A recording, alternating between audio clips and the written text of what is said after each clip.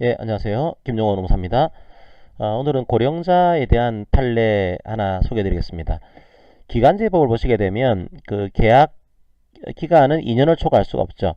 2년을 초과하면은 기간에 정함이 없는 근로자로서 간주가 된다. 이런 법이 있습니다. 그런데 2년을 초과하더라도 무기계약으로 간주가 안 되는 예외적인 근로자가 있습니다. 자, 여러 근로자가 있는데요. 그 중에 한 근로자가 고령자입니다. 만 55세 이상. 만 55세 이상 된 근로자랑 계약을 했을 경우에는 2년을 초과하더라도 무기계약으로 간주가 된다. 이 조항이 적용되지 않아요. 그러면 고령자는 지금 무기계약으로 간주가 되는 그 법조항에 적용해서 배제가 되는 겁니다. 그러면 이 고령자는 기간에 대한 갱신기대권도 지금 인정되지 않는 거냐? 이 조항을 적용하지 않는다는 것만으로 갱신기대권도 부정되는지, 자, 그에 대한 판례가 하나 등장한 겁니다. 자, 오늘은 그 판례 하나 소개해 드릴게요. 자, 이제 어떤 그 골프장이 있습니다. 이 골프장에서 고령자분을 계약을 했어요. 근로계약을 체결했습니다. 자, 이분들과 뭐 1년 계약을 체결을 했고요. 그 다음에 1년 계약 끝난 다음에 다시 계약을 뭐 이제 체결해야 되는데 계약을 체결하지 않고 2014년도 2월 28일까지 뭐 계속 근무를 하고 있습니다. 어떤 근로자는 이미 계약 체결하기 전에 정년이 도래가 됐고요. 어떤 근로자는 계약 기간 중에 정년이 도래가 됐고 여러 가지 사항들이 있습니다. 나이는 이제 만 55세 이상이 되는 근로자인 거죠, 이게. 자, 그리고 다시 2014년도 3월 1일부터 2015년도 2월 28일까지로 계약을 한 번 더 체결하고 선생님하고는 계약관계는 끝났습니다. 기간이 만료가 됐습니다. 기간 만료를 통보를 했어요. 자, 회사의 주장은 뭔가 하면 기간 만료입니다. 기간을 정해둔 근로자들 같은 경우에는 기간이 끝나면은 이제 계약관계는 우리가 재계약하지 않을 수 있습니다. 계약관계가 끝난 겁니다. 이걸 통보를 했고요. 이 고령자분들 입장에서는 역시 무기계약으로 간주가 된다. 이 조항은 적용이 안 되죠. 하지만 지금까지 계속 계약을 반복을 해오지 않았냐.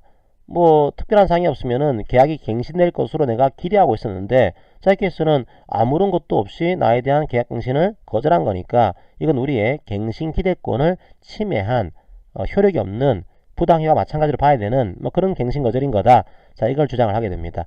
그랬더니 골프장에서는 아니 선생님들은 2년을 초과하더라도 무기계약으로 간주가 됩니다. 이 조항이 적용이 안 됩니다.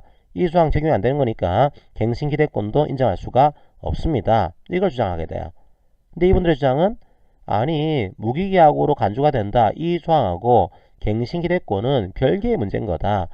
무기계약은 무기계약되는 것이고 갱신기대권은 한 번 더 계약을 갱신하는 그런 기대권인 건데 왜 인정할 수 없어? 우리는 갱신기대권이 있는 거니까 자, 이걸 정당한 이유 없이 갱신을 거절한 것은 이건 부당해고와 마찬가지로 효력이 없는 거야. 노동위원회에 부당해고에 대한 구제 신청을 제기를 하게 됩니다. 자, 내용은 딱 한 가지예요. 고령자분들은 2년을 초과하게 되면 무기계약으로 간주가 된다. 이 조항을 적용하지는 않습니다. 그렇다고 해서 갱신기대권이 배제가 되는 거냐? 그렇지는 않다라고 하는 거예요.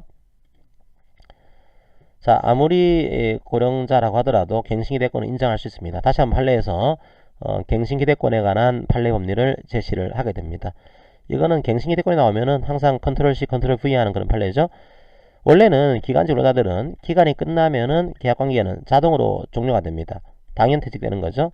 자, 하지만 이제 기간이 끝나더라도 일정한 요건이 충족이 되면은 근로계약이 갱신될 수 있다. 이런 취지의 규정을 두고 있거나 자, 그런 규정이 없더라도 여러 가지 것들을 종합해 볼 때 근로계약의 내용, 근로계약의 체결이 이루어지게 된 동기와 경위, 계약 갱신에 관한 요건이나 절차의 설정 여부, 그 실태, 근로자가 수행하는 업무의 내용, 자, 이런 것들을 종합해 볼 때 일정한 요건이 충족이 되면 근로계약이 갱신된다는 신뢰관계가 형성돼 있어가지고 근로자에게 근로계약이 갱신될 수 있다. 이런 정당한 기대권이 인정되는 경우에는 계약을 부당하게 거절하는 것은 부당해고와 마찬가지로 효력이 없다.